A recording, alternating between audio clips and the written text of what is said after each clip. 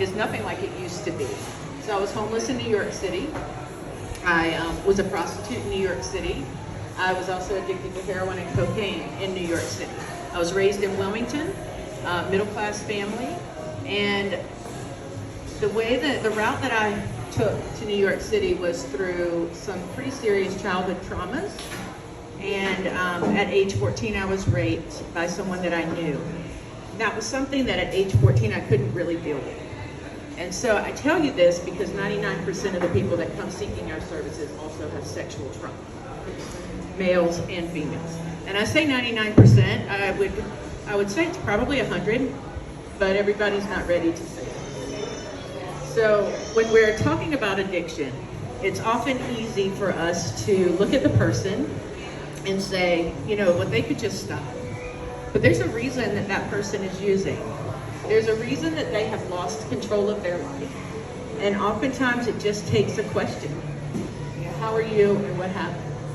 And you'll get down to the root levels of the reasons why people use. And it's not just in addiction. Every single person has root level issues. How it manifests in their life often looks different. It can look like addiction. It could look like trying to become the best at everything, climbing the corporate ladder, proving everybody wrong about you. So there's lots of ways that these root issues can manifest in people's lives.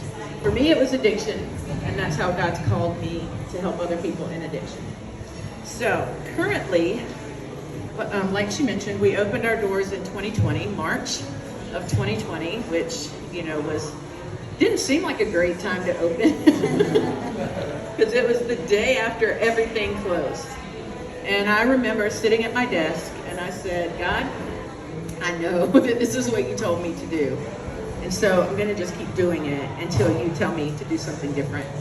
And so I started meeting with young women that day, safely, in our office space, across a group room with masks, and my new puppy that was about 16 weeks old.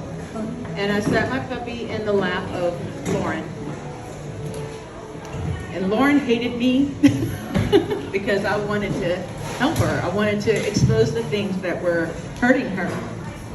And I set my puppy in her lap and she started petting him, and I told her a little bit about my life. And the next thing I know, I'm hearing everything about Lauren and her getting raped at age 14. One day I will cry when I tell her story. Well, Lauren came very far, and we were able to get her into a rehabilitation program out in the western part of Virginia.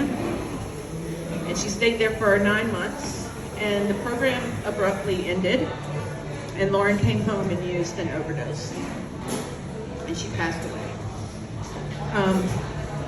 Lauren's family is my family. We also have family services, and so we help the families while their loved ones are in addiction and after, if their loved one happens to pass. Recently, we launched our mobile harm reduction unit. And what is that? That's a long word. They made me take community out. It was supposed to be community mobile harm reduction unit, but my staff was like, that's too long, Dana.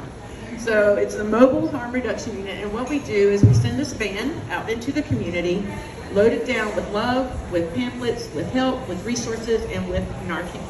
And Narcan is an overdose reversal drug. If you get to someone in time that has either fentanyl poisoning, which is a thing, or if they've overdosed on any opiate, you can give them this nasal spray and it will save their lives. So Lauren, her father, had saved her life a couple of times in their home. Sadly, she wasn't at home the last time. She was found in a basement by herself. Somebody had just left her there